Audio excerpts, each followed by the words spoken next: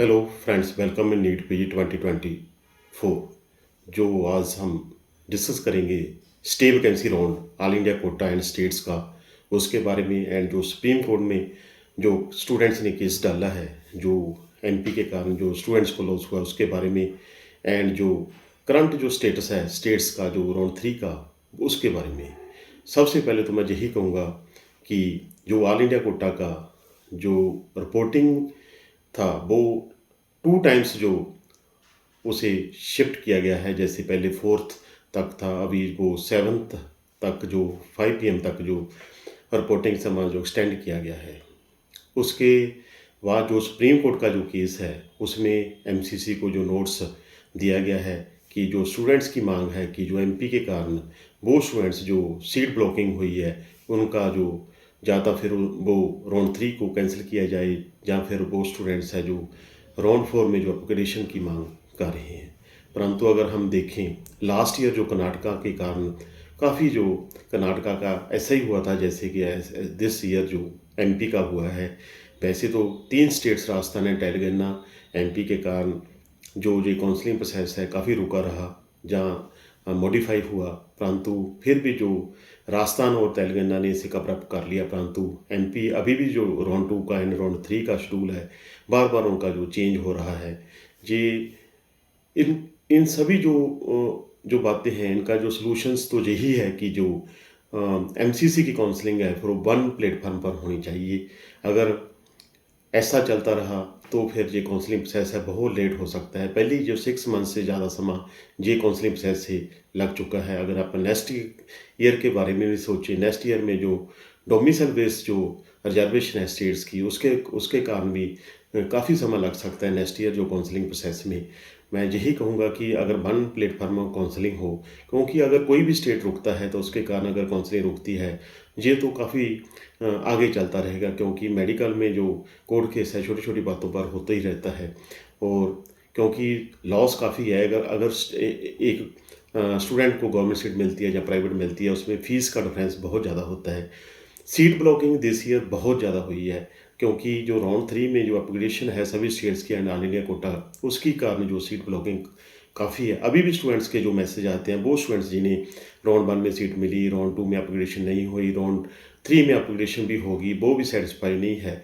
बहुत स्टूडेंट्स हैं तो जो चाहते हैं उन्हें अच्छी जो ब्रांच थी वो भी मिल चुकी है, परंतु वो अच्छा कॉलेज नहीं मिला। इसके कारण जो स्टेट के स्टूडेंट्स हैं वो ऑल इंडिया कोटा में स्टे वैकेंसी में जाना चाहते हैं, रूल्स के बारे में पूछते रहते हैं। उसी तरह जो ऑल इंडिया कोटा की है वो स्टेट में जो स्टे वैकेंसी में जाना चाहते हैं। ऐसा चलता रहता है। और ये वो स्टूडेंट्स ये भी नहीं देख रहे कि अगर राउंड 3 की सीट क्या वो छोड़ सकते हैं, नहीं छोड़ सकते, पेनल्टी स्टेटस की है, सीट लिविंग पेनल्टी क्या है, टोटल फीस भी फिल करनी पड़ेगी। मैं यही सभी स्टूडेंट्स को यही कहूँगा, अगर किसी स्टूडेंट्स ने राउंड 3 की सीट ज्वाइन की हुई है या रिटेन की हुई है, अपग्रेडेशन नहीं हुई या अपग्रेडेशन हुई है, अगर वो स्टूडेंट्स को अगर सीट छोड़नी है राउंड 3 की जो उनकी रिटेन की है, रूल्स एंड रेगुलेशन जरूर चेक कीजिए। जो पेनल्टी है, सीट लिविंग, वो चेक कीजिए। सभी जो रूल्स है क्या आप छोड़ सकते हैं, ये सब क्योंकि स्टेट्स का डिफरेंट पैटर्न है, ऑल इंडिया का डिफरेंट पैटर्न है। ये सभी रूल एंड रेगुलेशन चेक करने के बाद ही आप नेक्स्ट जो स्टेप लेना। और अगर सीट ब्लॉकिंग कम हो तो वो सीट है जो डिजर्विंग कैंडिडेट्स को मिल सकती है। देखो, एक स्टूडेंट्स जो राउंड 1 में सीट लेता है, राउंड 3 में वो सीट उसे अपग्रेड नहीं होती और राउंड 3 में जाकर वो रिटेन हुई सीट को छोड़ देता है। देखो, वो ना राउंड 2 में किसी को मिली, ना राउंड 3 में किसी को मिली। आखिरकार वो सीट है जो जो स्टे वैकेंसी राउंड में चलेगी, क्योंकि सभी स्टूडेंट्स हैं जो स्टे वैकेंसी में नहीं जा सकते। रूल्स एंड रेगुलेशंस ऐसे हैं। इसके कारण ही जो सीट ब्लॉकिंग बहुत ज़्यादा है, रूल्स काफ़ी ज़्यादा जो वीक हैं, रूल्स को स्ट्रिक्ट करना चाहिए। एमसीसी की जो काउंसलिंग है वे वन प्लेटफार्म पर हो। अगर ऐसा नहीं होगा तो ये काउंसलिंग प्रोसेस है एवरी ईयर, मतलब कि जो काउंसलिंग प्रोसेस है काफ़ी लंबा चलता रहेगा। क्योंकि हर समय कोई ना कोई स्टेट में तो कोर्ट केस होता ही है, कोई ना कोई इश्यूज तो चलता रहता है। दिस ईयर जो एनआरआईज के जो बोगस डॉक्यूमेंट्स का भी काफ़ी इशू चला।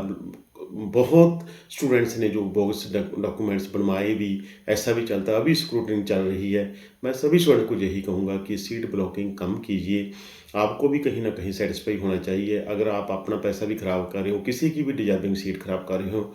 और दूसरी बात यही है कि जो सीट जैसे बुकिंग सीट बुकिंग है या फिर एनआरई डॉक्यूमेंट्स है, बोगस, ऐसे चक्कर में मत पड़ना। जो भी सीट मिलेगी रैंक बेसिस मिलेगी, चाहे वो 4th राउंड हो, चाहे 5th राउंड हो, सभी राउंड्स में ऑनलाइन पैटर्न पर ही सीट मिलती है। कोई कॉलेज, कोई एजेंट, कोई काउंसलर, कोई आपको कोई सीट नहीं दिला सकता, सिर्फ आपको गाइड कर सकता है भी कहाँ अप्लाई कीजिए, कहाँ आपको सीट मिल सकती है, कहाँ कम आपके रैंकिंग के मुताबिक आप एडजस्ट हो सकते हो, यही बात है।